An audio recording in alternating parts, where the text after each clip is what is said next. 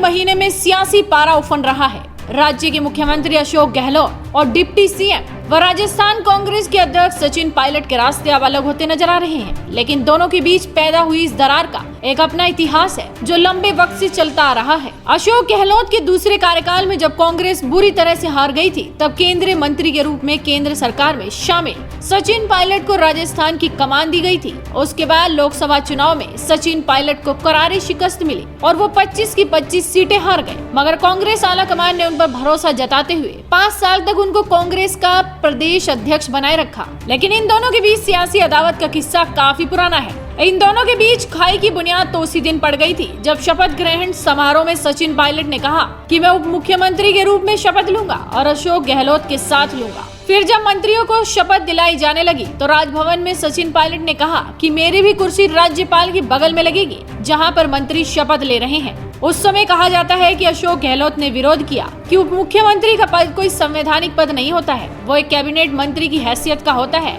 इसीलिए राज्यपाल और मुख्यमंत्री की कुर्सी के बगल में उप मुख्यमंत्री की कुर्सी नहीं लग सकती। मगर सचिन पायलट ने अपनी कुर्सी लगवाई। सरकार बनने के कुछ वक्त बाद ही सचिन पायलट को दिखने लगा कि उनके साथ सिर्फ एक कैबिनेट मंत्री के रूप में बर्ताव किया जा रहा है। राजस्थान विधानसभा में मुख्य द्वार से केवल राज्यपाल, विधानसभा अध्यक्ष और मुख्यमंत्री आते हैं। जब विधानसभा शुरू हुई, उप मुख्यमंत्री सचिन पायलट उसी रास्ते से पहली बार बाहर आए। पहले दिन तो वो बाहर आ गए, मगर दूसरे दिन जैसे ही विधानसभा के मास्टर ने उन्हें रोक लिया और कहा कि आप विधायक और मंत्रियों के रास्ते से आइए। इसके बाद धीरे धीरे सरकार के फैसलों में सचिन पायलट की हिस्सेदारी कम होती चली गई। धीरे धीरे पायलट के करीबी जो मंत्री थे वो अशोक गहलोत के करीबी होते चले गए और पायलट हाशिए पर आ गए। प्रियंका गांधी की राजनीति में एंट्री के साथ ही सचिन पायलट के लिए दुश्वारियां और बढ़ गई और अशोक गहलोत 10 जनपद में मजबूत होते चले गए। इसी बीच सचिन पायलट व्यक्तिगत बातचीत में अक्सर बताया करते थे कि 1 साल से ज्यादा हो गया, अब राहुल गांधी उनसे बातचीत नहीं करते हैं। यानी कांग्रेस में अब उनके पास न दिल्ली में जगह बची थी और न ही राजस्थान में। राजस्थान में फिलहाल स्थानीय निकाय के चुनाव होने हैं, जिसमें पंचायत से लेकर शहरी चुनाव में टिकट बांटा जाना है। मगर अशोक गहलोत चाहते थे कि सचिन पायलट को प्रदेश अध्यक्ष के पद से हटाया जाए